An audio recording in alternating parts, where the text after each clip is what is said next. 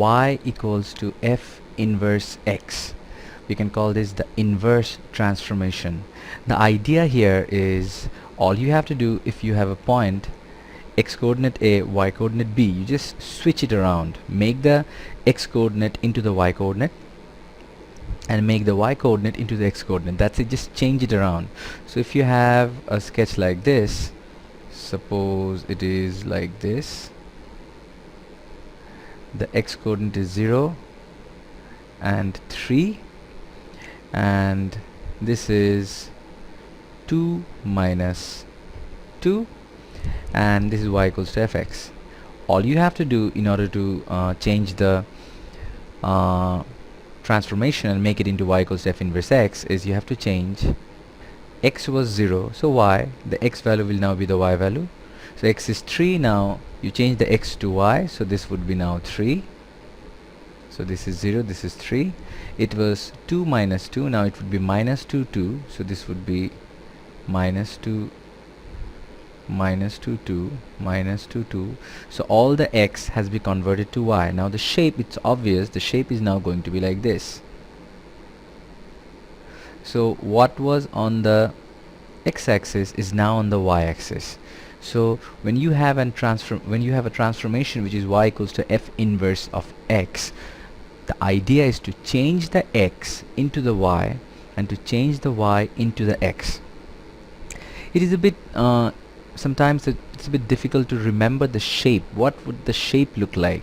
For that reason, another way of remembering this is to remember the shape can be figured out by remembering y equals to f inverse x is nothing but a reflection on the line y equals to x. So if we reflect this picture on the line y equals to x, then this thing by the mirror image would become like this. If you notice this, this becomes this, and this goes here like this, mirror image this. So it would look like, if you think about this, it would look like this. So this is, that's why if you can think about the shape, think about y equals to x, reflection on the line y equals to x. Whenever you're doing y equals to f inverse x and you're finding it difficult to figure out how the shape might look like, remember it's a reflection on the line y equals to x. Let's do an actual example.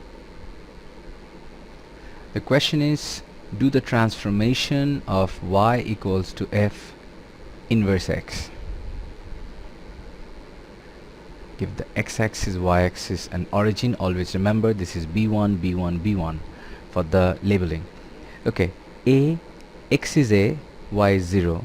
So you change the x into the y. So this is, a must be negative because it's on the negative side of the x-axis. So this is going to be negative y. So a would be this. So this would be 0a. So we change the x and the y. We just switch it around. This is y is negative b because below the x-axis negative y. So this would be 0b. So we can have an idea. This is b0. So 0b becomes b0. Okay. Now the shape. Now this shape is like this. If we have the mirror y equals to x, then the shape would be something like this. If this is the mirror, then this is reflected here. If you can just notice this, this is reflected here and this is reflected on this line like this, like this. So that means this is broken down. This goes to that part, this goes to that part. So this becomes this becomes, actually if this is reflecting, I made a mistake here because 0b is going to come here because mirror goes reflection like that. This is going to be b0.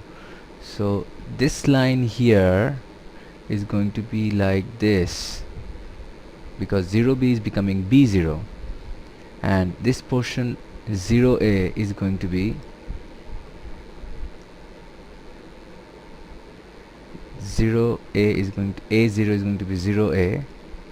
So it's going to be here, it's going to be 0a So this, if this is the mirror, it's going to be like this.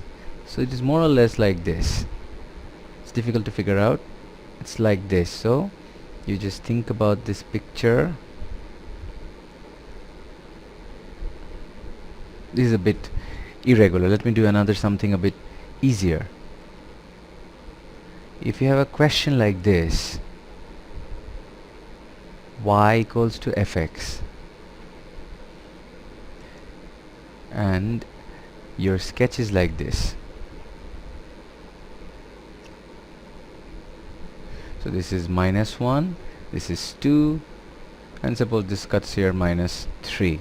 Now if you're asked to draw the transformation of y equals to f inverse x, because these are the most common sums whenever you get a transformation of y equals to f inverse x. And so -1 would be here, -1, 2, x is 2, so y would be 2, so y is -3, so x would be -3. And you know, if you don't have to worry about that, but if you did a reflection on this line, it would look something like this.